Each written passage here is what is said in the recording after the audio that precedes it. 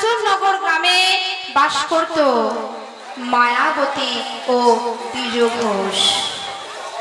এই দ্বিজ ঘোষ ও মায়াবতী ছিল ভগবান কৃষ্ণের পরম ভক্ত। এদের সংসারে অভাব ছিল, এরা ছিল অতি দরিদ্র। এদের নুন আনতে পান্তা ফুরে অবস্থা। এই দ্বিজ ঘোষ প্রতিদিন চলে যেত মাধুকরি করতে। মাধুকরি করে এনে যা কিছু বস্তু আনতো, সেই বস্তু মায়াবতী মা আমার রন্ধন করে ভগবানের কাছে নিবেদন করত। আর পূজার শেষে সেই প্রসাদ তারা সেবা করত। এই মায়াবতী এবং দ্বিজ ঘোষের সংসারে অভাব ছিল, তার চাইতে বড় অভাব ছিল মা। এদের কোনো সন্তান ছিল না, এরা ছিল নিঃসন্তান। দ্বিজ ঘোষ মায়াবতী ভগবানের কাছে কেঁদে কেঁদে বলতো, মা নিবেদিত চরণে প্রভু কৃপা করো, দীনে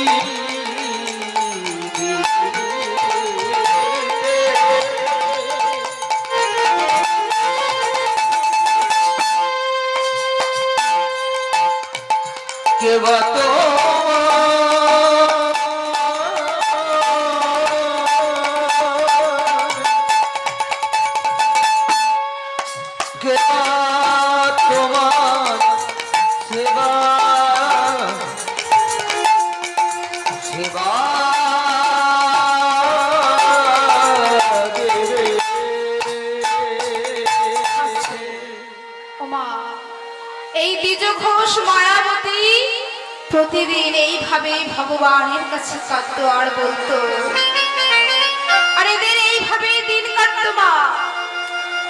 দিন দ্বিজ ঘোষ চলে গেল মাধুকরী করতে, আর মায়াবতী মা আমার ভগবানের কাছে কাঁদতে কাঁদতে বলছে, ওগো প্রভু, ওগো দয়াময়, ওগো কৃপাময়, ওগো করুণার সাগর, তুমি তো জানো আমার কোনো সন্তান নেই, আমি এখনো সন্তানের জননী হতে পারিনি প্রভু। তুমি কি পারো না প্রভু? তুমি কি পারো না আমার গর্ভে সন্তান দিতে? তুমি আমায় কৃপা করো প্রভু। জগতে তো কত নারী মা হয়েছে, তবে আমি কি অপরাধ করেছি প্রভু যে আমি এখনো একটি সন্তানের জননী হতে পারছি না? প্রভু, তুমি আমায় কৃপা করো, তুমি আমায় কৃপা করে একটি কৃষ্ণ ভক্ত সন্তান দাও প্রভু। মাগো, ভগবান সবকিছু সহ্য করতে পারলেও তিনি ভক্তের দুটো জিনিস সহ্য করতে পারেন না। এখনো ভক্তের অহংকার, আর এখনো ভক্তের নয়নের জল।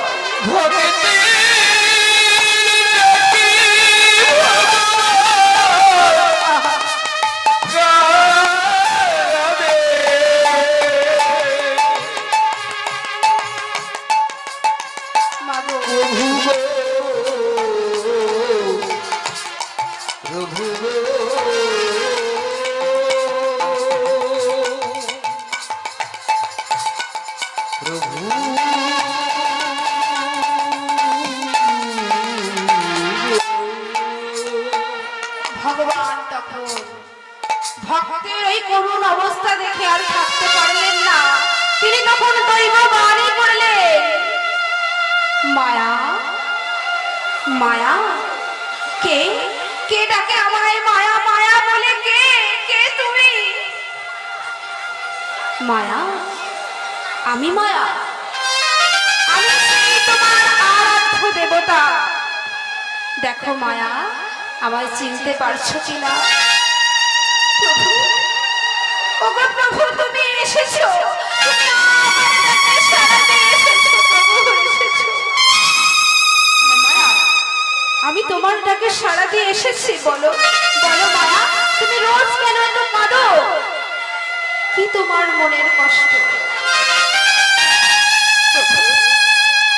তুমি তো জানো, তুমি তো অন্তর যাবে, তুমি তো জানো আমি এখনো মা হতে পারিনি।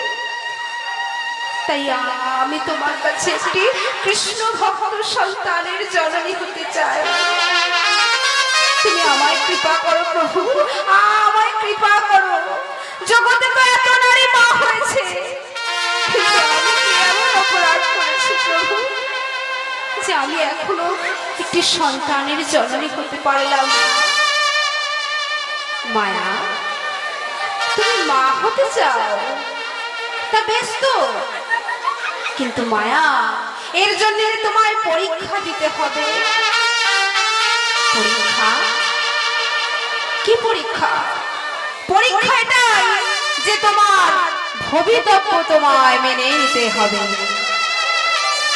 ভবিতব্য কি? আমার ভবিতব্য শোনো মায়া, তোমার ভবিতব্য এটাই, তুমি দুটো সুখ একসঙ্গে পাবে না। তুমি যদি সন্তান চাও, স্বামী পাবে না, আর স্বামী চাইলে সন্তান পাবে না। যেই মুহূর্তে তোমার স্বামী জানতে পারবে যে তুমি সন্তান সম্ভবা, তুমি মা হতে চলেছো, সেই মুহূর্তে তোমার স্বামীর মৃত্যু ঘটবে না।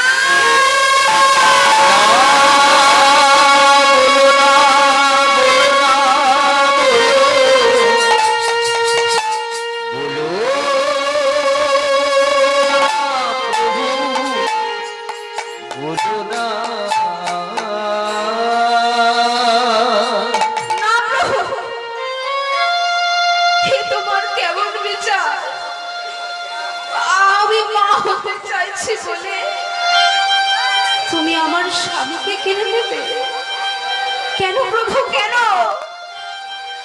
ওই আর কোন নারীকে তো এরকম পরীক্ষা দিতে হয় না। না মায়া, কোন নারীকে পরীক্ষা দিতে হয় না। কেন? তার কারণ হলো তারা যে তোমার মতো কৃষ্ণ ভক্ত সন্তান চাইনি, তুমি তো কৃষ্ণ ভক্ত সন্তান চেয়েছো, তাই তোমায় পরীক্ষা দিতে হবে। বলো মায়া, তুমি রাজি? মায়াবতী মা আমার কিছুক্ষণ চুপ করে রইল। তিনি মনে মনে ভাবলেন, এই পৃথিবী ছেড়ে তো আমরা একদিন চলেই যাব, কিন্তু আমাদের যদি একটি সন্তান থাকে তাহলে সে তো আমার প্রভুর সেবা দিতে পারবে। তাই আমি সন্তানের জননী হতে চাই। ওমা, তখন ভগবানকে মায়াবতী বলছে, প্রভু আমার যা হয় হোক, যা কিছু দুর্ঘটনা ঘটে যাক, আমি সন্তানের জননী হতে চাই। আমি যে মা ডাক শুনতে চাই, তুমি আমার কৃপা করো। মায়া, তুমি আমাকে এত ভালোবাসো যে আমার জন্য তুমি তোমার স্বামীকেও ত্যাগ করবে? বা মায়া, তুমি তো এতেই পাশ করে গেছো। তুমি কাল থেকেই বুঝতে পারবে যে তোমার গর্ভে একটি সন্তানের সঞ্চার হয়েছে। ভগবান বিলীন হয়ে গেলেন। মায়াবতী মা আমার বুঝতে পারল তিনি সন্তান সম্ভবা, তিনি মা হতে চলেছে। মাগো, একটি নারীর কাছে এই খবরটা কত আনন্দের, ঠিক কি না মা? যে সে মা হতে চলেছে। কিন্তু মা, এই খবরটা সর্বপ্রথমে আমরা কাকে শোনাতে চাই? আমাদের স্বামী। কিন্তু মা, মায়াবতী মায়ের এমন দুর্ভাগ্য, তিনি তার স্বামীকে শোনাতে পারছে না। মায়াবতী মা 1 মাস চায়, 2 মাস চায়, 3 মাস গেল, মায়াবতী মা আমার 5 মাসের গর্ভবতী। মায়াবতী তার গর্ভটাকে আড়াল করে রাখতো মা, কিন্তু এটা কি সম্ভব? একজন গর্ভবতী নারী তার গর্ভটাকে কি আড়াল করে রাখতে পারে গো? এটা সম্ভব নয়। কারণ একটি গর্ভবতী নারী তার দেহের একটা পরিবর্তন ঘটে, তাই তো মা? কিন্তু মায়াবতী মা আমার পেরেছিল কিছুদিন তার স্বামীর কাছ থেকে তার গর্ভটাকে আড়াল করে রেখেছিল। কিন্তু মা, ঘটে গেল সেই দৈব দুর্ঘটনা। দ্বিজ ঘোষ প্রতিদিনের মতো সেদিনও মাধুকরী করে পেয়েছিল, কিন্তু সেই দিন একটু তাড়াতাড়ি বাড়িতে ফিরে এলো। দ্বিজ ঘোষ ভিক্ষার ঝোলাটা রাখা মাত্রই তার লক্ষ্য পড়লে তার স্ত্রীর দিকে। দ্বিজ ঘোষের আর বুঝতে বাকি রইল না। দ্বিজ ঘোষ তার স্ত্রীকে ধরে বলছে, মায়া, ও মায়া, এত বড় আনন্দের কথাটা আমাকে জানাওনি মায়া? মায়াবতী চমকে উঠল। মা, কোন আনন্দের কথা স্বামী? আমি তো কিছুই বুঝতে পারছি না, কোন আনন্দের কথা স্বামী? মাগো, আনন্দিতেও তো আমাদের নয়নে জল আসে মা। দ্বিজ ঘোষ কাঁদতে কাঁদতে বলছে, মায়া, এই যে তুমি মা হতে চলেছ আর আমি বাবা হতে চলেছি, এত বড় আনন্দের কথাটা আমাকে জানাওনি মায়া। মায়াবতী মা আমার অঝোর নয়নে কাঁদতে থাকলো। ওগো স্বামী, ওগো স্বামী, আমি তোমায় কেন এই খবরটা জানাইনি? তুমি জানতে চাও? তুমি জানো জানতে পারবে আমি সন্তান সম্ভব, আমি মা হতে চলেছি, সেই মুহূর্তে তোমার মৃত্যু ঘটবে।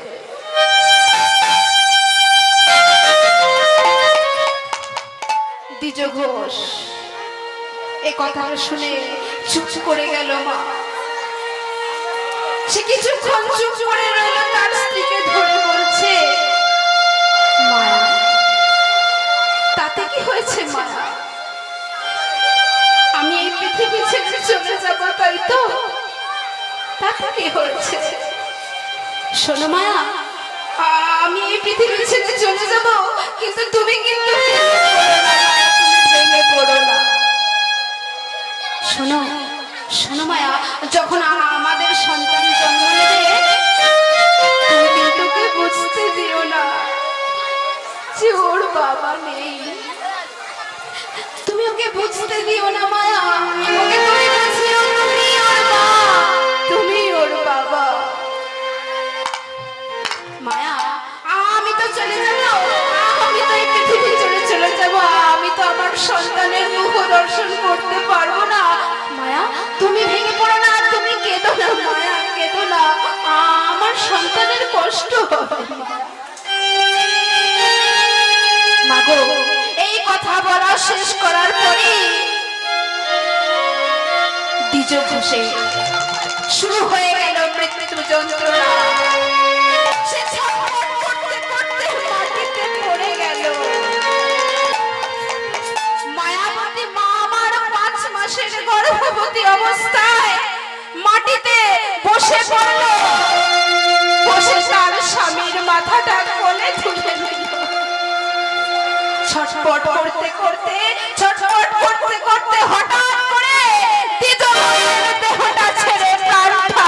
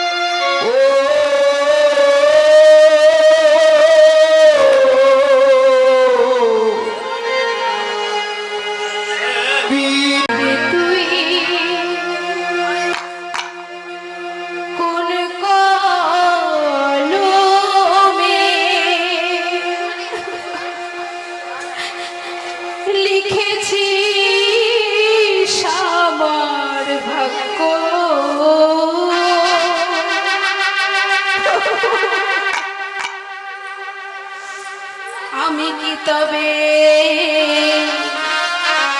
নইও সুখের যোগ্য? সুখ যদি দিয়েছিলে দয়াময়, কেন কেড়ে নিলে? কোন অপরাধে আমাকে কাঁদালে?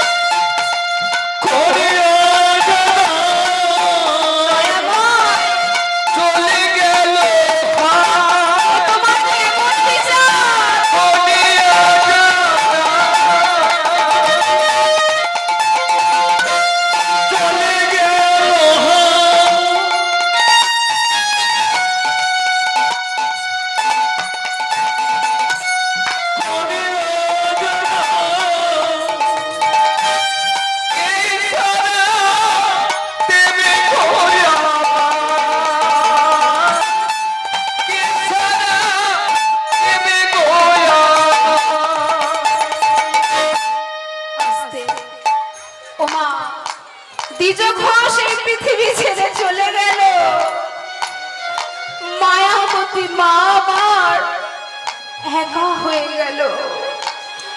এই পৃথিবীতে তার আপন বলে আর কেউ নেই। মায়াবতী একা হয়ে গেল। এবার দ্বিজ ঘোষের দেহটা দাহ করার সময় এলো।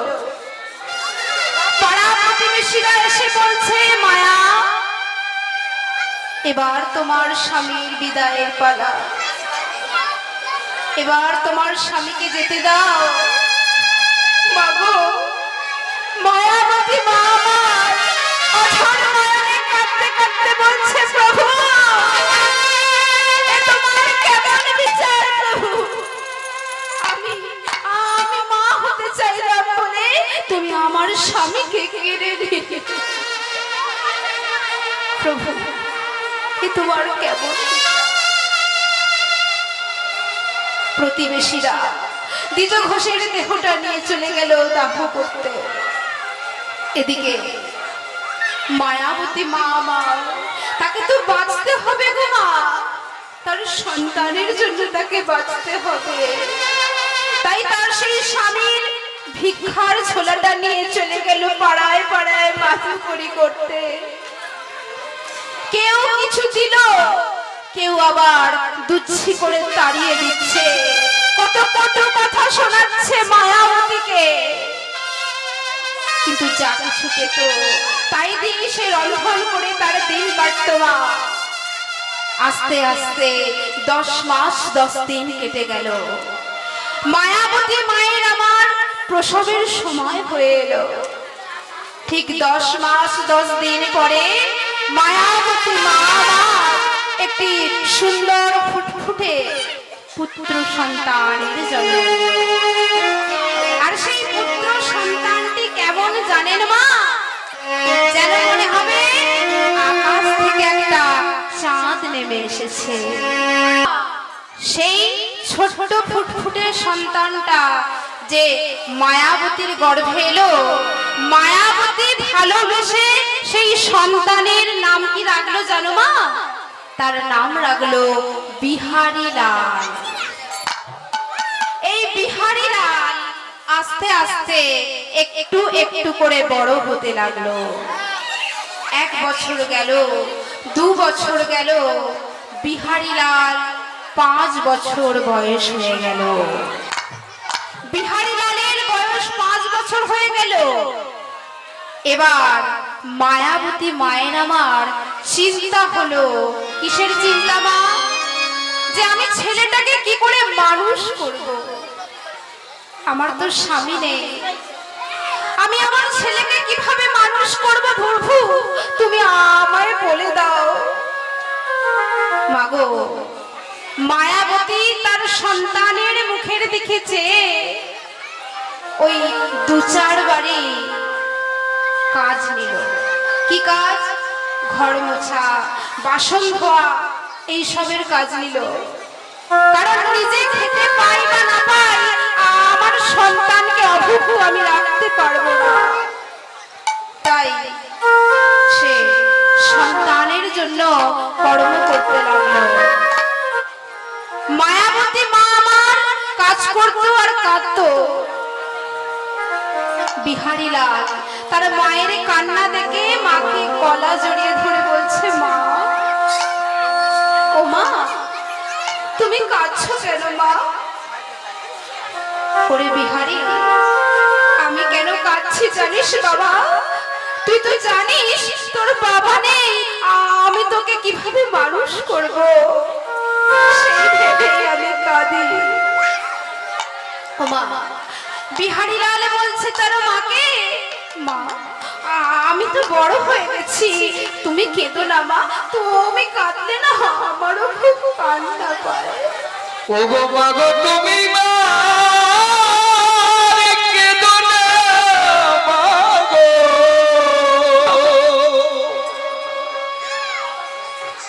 মাগো আমি বড় হয়ে গেছি। ও মা, আমি যদি একটা চাকরি করি তাহলে তোমার আর কোনো কষ্ট হবে না বলো মা? হ্যাঁ রে বাবা, তুই এতটুকু ছোট ছেলে, তোকে কে চাকরি দেবে? চাকরিটাই বা করবি বাবা? ওমা, কেন? আমি তো ঘোষেদের ছেলে গো। তা আমি যদি গরু চড়ানোর চাকরি করি? ছেলের কথা শোনো মা। হ্যাঁ রে, তুই এতটুকু ছোট ছেলে, তুই অত বড় বড় গরুগুলো চড়াতে পারবি বাবা? ও মা, আমি বড় বড় গরুগুলো না হোক, ছোট ছোট বাছুরগুলোকেও তো চড়াতে পারবো। তুমি আমায় অনুমতি দাও, আমি যেন ওই গরু চড়ানোর চাকরিটা পেয়ে যাই। পাগল ছেলের কথা শোনো, চল তুই এখন বাড়িতে চল, ওসব পরে হবে।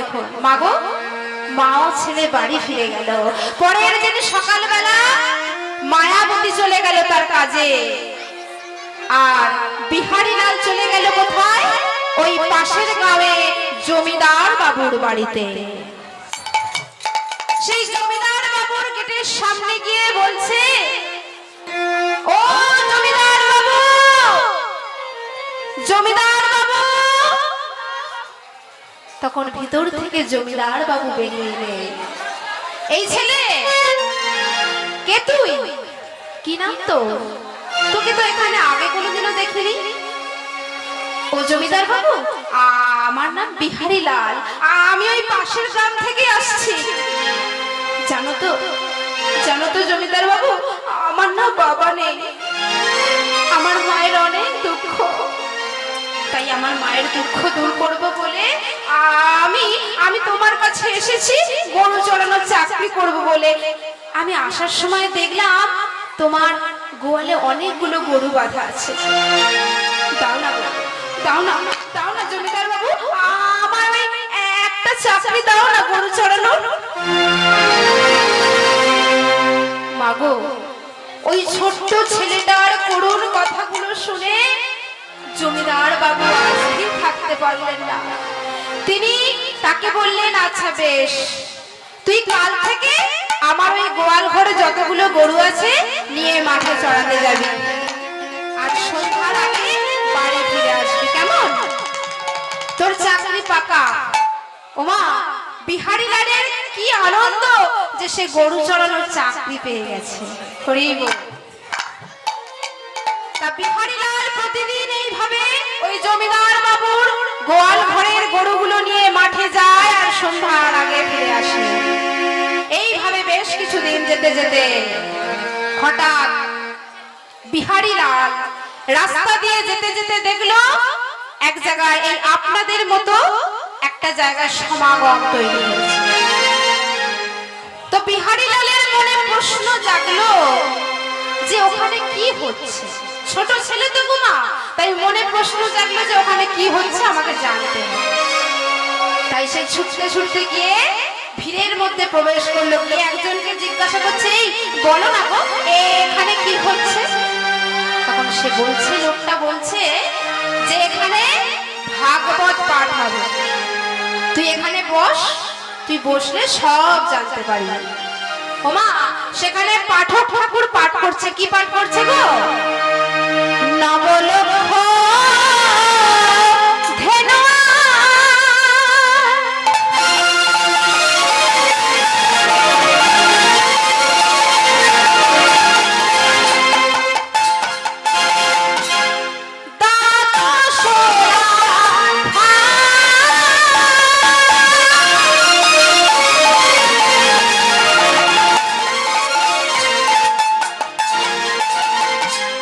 কৃষ্ণ নামে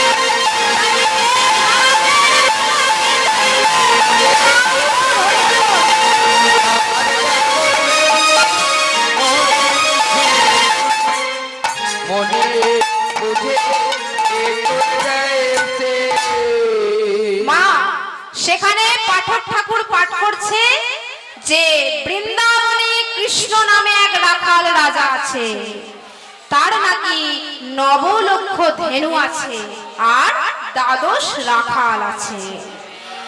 তখন বিহারীলাল এই কথা জানতে পেরে বিহারীলাল মনে মনে ভাবছে, তাই তো আমি যদি ওই বৃন্দাবনে কৃষ্ণের কাছে চলে যাই তাহলে কৃষ্ণের নাকি 9 লক্ষ ধেনু আছে।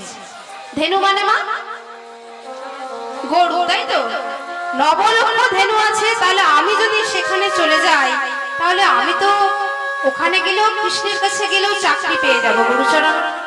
তখন সে মনে মনে ঠিক করলো যে আমি বৃন্দাবনে যাব এই কৃষ্ণের কাছে গরু চড়ানোর চাকরি করব। কিন্তু বিহারীলাল জানে না কৃষ্ণ আসলে কে। সে জানে যে কৃষ্ণ হচ্ছে একজন রাখাল রাজা, সে ভগবান বলে জানে না, কিন্তু আমরা জানি না। তাই বিহারীলাল ছুটতে ছুটতে চলে গেল তার মায়ের কাছে। মা, ও মা, কি হলো? আমার ছেলে আজকে এইভাবে ছুটতে ছুটতে মা আসছে কেন? ও মা, মা আমি পথ দিয়ে আসছি না, ওই পাঠক ঠাকুর পাঠ করছিল যে বৃন্দাবনে নাকি কৃষ্ণ নামে এক রাখাল রাজা আছে, জানো তো মা, তার কাছে নাকি আবার 9 লক্ষ ধেনু আছে। আবার এটাও শুনলাম তার নাকি 12 রাখাল আছে। ও মা, আমার তুমি একটা অনুমতি দেবে মা? কি অনুমতি বাবা? আমি ঠিক করেছি ওই বৃন্দাবনে যাব কৃষ্ণের কাছে গরু চড়ানোর চাকরি করতে। ও মা, তুমি আমাকে অনুমতি দাও না মা, আমি ওই কৃষ্ণের কাছে যাব। ওরে বাবা, ওটা দাপর যুগের কথা, কৃষ্ণ এখন বৃন্দাবনে থাকে না। ওমা, ছেলেকে তো যাও কিছু বোঝাতে হবে গো। আমাদের কাছে ছেলেরা যদি কিছু বায়না করে আমরা তো চেষ্টা করি সেই বায়নাটা যাতে ভুলে যায়। তাই মা চেষ্টা করছে বিহারীর মাথা থেকে যাতে এই কথাটা বেরিয়ে যায়। ওই বাবা শোন, ওই বিহারীর ওই বৃন্দাবনে কৃষ্ণ এখন থাকে না, এটা দাপর যুগের কথা। পাঠক ঠাকুর তোকে মিথ্যা কথা বলেছে। মা, তুমি কি চাও না তোমার ছেলে জীবনে উন্নতি করুক? তুমি চাও না? হ্যাঁ বাবা, আমি চাই, কিন্তু তুই তো এখন ছোট, তুই বৃন্দাবনে অত দূরে যেতে পারবি? হ্যাঁ, যেতে পারবো। ও মা, তুমি আমি আশীর্বাদ করো আমি যেন ওই বৃন্দাবনে যেতে পারি। মা গো, তখন বিহারীলাল তার মায়ের চরণ ছুঁয়ে আশীর্বাদ নিয়ে যাচ্ছে কোথায় গো? সেই বৃন্দাবনে। বিদায় জননী জনম ছড়ে গাদতি গরিয়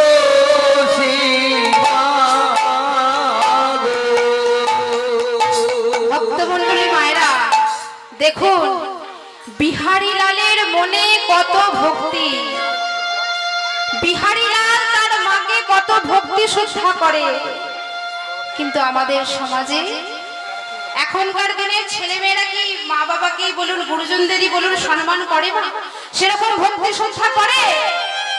আজকে বিহারীলাল তার মায়ের চরণ ছুঁয়ে আশীর্বাদ নিয়ে যাচ্ছে, কিন্তু আমাদের ঘরের ছেলেমেয়েরা সেসব শুনে গেছে। বাবা মায়েরা কত কষ্ট করে নিজেদের সারা জীবনের উপার্জন করা টাকা পয়সা দিয়ে একজন সন্তানকে মানুষের মতো মানুষ করতে চায়, কত ডিগ্রি করায়, কিন্তু বাবা মায়েরা সেই সন্তানকে মানুষের মতো মানুষ করতে পারে না। পারে কি মা? পারে না। ওই উচ্চ শিক্ষায় শিক্ষিত করলেই একটা সন্তানকে মানুষ করা যায় না মা। সেই সন্তানকে শেখাতে হবে তার মধ্যে মনুষ্যত্ব বোধ, বিবেক বোধ, আর তার মনে জাগাতে হবে শ্রদ্ধা ভক্তি গুরুজনদের প্রতি। মা, একজন মা কাঁদে যখন শিশু ছোট থাকে, একজন মা কাঁদে যখন তার সন্তান ভাত খায় না বলে, তাই নয় মা?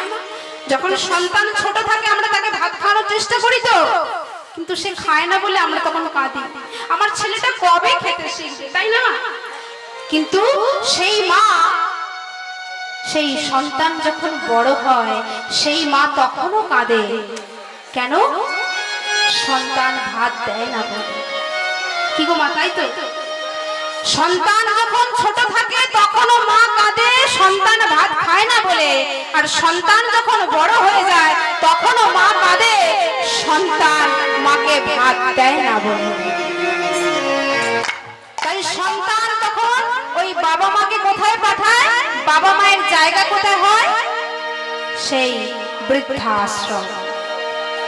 বৃদ্ধাশ্রমে জায়গা হয়। তাই সন্তানকে উচ্চ শিক্ষায় শিক্ষিত করলেই হবে না, তাদের মধ্যে মনুষ্যত্ব বোধ জাগাতে হবে। ওই হাত পা মুখ চোখ আছে বললেই মানুষ হওয়া যায় না মা। মানুষ হতে গেলে তার মধ্যে থাকতে হবে মান এবং হুঁশ। পশুবৃত্তি মানব জাতি করছে পালন, অজ্ঞানতার অন্ধকার এদের পরিপূর্ণ মন।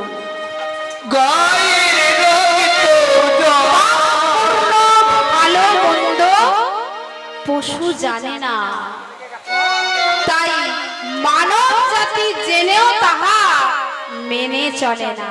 কি গো মা, মানব জাতি তো জানে কোনটা পাপ কোনটা পুণ্য, কিন্তু মানব জাতি সেটা মেনে চলে কি? চলে না। তাই পাপ পুণ্য ভালো মন্দ পশু জানে না, কিন্তু মানব জাতি জেনেও তাহা মেনে চলে না।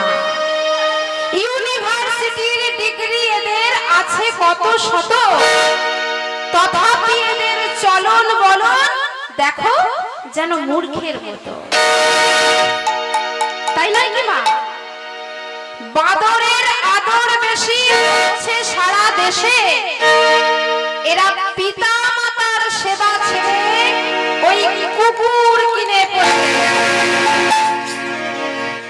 বিলেতি কুকুর গো মা, যার দাম অনেক, আবার তাকে দামি দামি খাবার খাওয়াতে হয়, আর এদিকে বাবা মা কি খাচ্ছে সেসব লক্ষ্য নেই সন্তান, তাই না? তাই বাদরের আদর বেশি হচ্ছে সারা দেশে, এরা পিতা মাতার সেবা ছেড়ে ওই কুকুর কিনে পোষে। এমন কিছু মানুষ আছে বিশ্ব চরাচরে, হৃদয় ভরা নোংরা এদের, এরা ভদ্র বেশে ঘরে। ভদ্র বেশে ঘুরলে দেশে মানুষ বলে না, মানুষ বলে জাগবে যেদিন তোমার জ্ঞানের চেতনা নিতাই। তাহলে সন্তানদের উচ্চ শিক্ষায় শিক্ষিত করলেই শুধু হবে না মা, তাদেরকে মনুষ্যত্ব বোধ, বিবেক এইসব শেখাতে হবে, যাতে তারা প্রকৃত মানুষের মতো মানুষ হয়ে ওঠে। তাই আজ বিহারী লাল তার মায়ের চরণ ছুঁয়ে আশীর্বাদ নিয়ে চলল কোথায়? বৃন্দাবন। কিন্তু তার আগে সে যাবে সেই পাঠক ঠাকুরের কাছে। পাঠক ঠাকুরের কাছে গিয়ে বলছে, ও ঠাকুর মশাই, কালকে তুমি পাঠ করছিলে না যে বৃন্দাবনে নাকি একটা রাখাল রাজা আছে যার নাম কৃষ্ণ? হ্যাঁ। আবার তার নাকি নবলক্ষ ধেনু আছে? হ্যাঁ, এটাও বলেছি।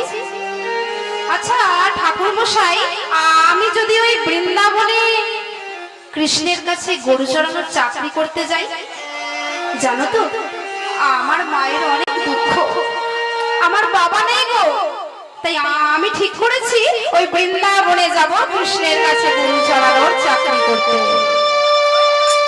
তুমি বলো না গো, বৃন্দাবনে কৃষ্ণ আছে? মাগো, তখন ওই পুরোহিত মশাই অর্থাৎ পাঠক ঠাকুর মনে মনে ভাবলো, এইটুকু ছোট একটা ছেলের মনে যা হৃদয়ে যা ভক্তির সৃষ্টি হয়েছে, ভক্তির উদয় হয়েছে, তাহলে আমার মিথ্যা কথা বলা দরকার। মিথ্যা কথা এটাই যে হ্যাঁ রে বিহারী, বৃন্দাবনে এখনো কৃষ্ণ আছে। মিথ্যা কথা বলা যদি আমার অপরাধ হয় হোক, তবু আমি তোকে বলছি, মানে এটা পুরোহিত মহাশয় মনে মনে চিন্তা করে ভাবলে যে না, মিথ্যা কথা বলা যদি আমার অপরাধ হয় হোক, তুই যা, তুই বিহারী চলে যাবে বৃন্দাবনে, ওখানে গেলে তুই কৃষ্ণের দেখা পাবি। তাহলে ঠাকুর মশাই আমি তাহলে চললাম। এই বিহারি দাঁড়া দাঁড়া দাঁড়া দাঁড়া বলছি। কেন ঠাকুর মশাই, আমি বৃন্দাবনে যাব, তুমি আমাকে বাধা দিচ্ছ কেন? বিহারি, তা তুই যে বৃন্দাবনে যাবি, তোর গুরুমন্ত্র হয়েছে? গুরুমন্ত্র সেটা আবার কি জিনিস গো মা? মায়েদের জানা আছে গুরুমন্ত্র কি? নেওয়া হয়েছে মায়েদের গুরুমন্ত্র? একটু হাত তুলুন তো দেখি, কতজনের হয়েছে? বেশ, সকলেরই হয়ে গেছে। হ্যাঁ, গুরুমন্ত্র নেওয়াটা আমাদের সকলেরই দরকার, কারণ গুরুমন্ত্র না নিলে আমাদের দেহটা শুদ্ধ হয় না, তাই তো? গুহ কথার অর্থ হলো অন্ধকার, আর রূহ কথার অর্থ হলো আলো। যিনি আমাদের অন্ধকারের পথ থেকে আলোর দিশা দেখান, তিনি হলেন গুরুদেব। তাই আমরা আমাদের নিজেদের গুরুদেবের নামে একটু জয়ধ্বনি করে নিই। আপন আপন গুরুদেব কি, আপন আপন গুরুদেব কি, আপন আপন গুরুদেব কি। তাহলে বিহারী লালকে এবার ওই গুরুদেব বলছে, শোন, তুই এই প্রতিষ্ঠা পুকুর থেকে স্নান সেরে আয়, এসে উড়ানিটা আমার কাছে এসে বস বেঁধে, আমি তোর কানে আজ গুরু মন্ত্র দান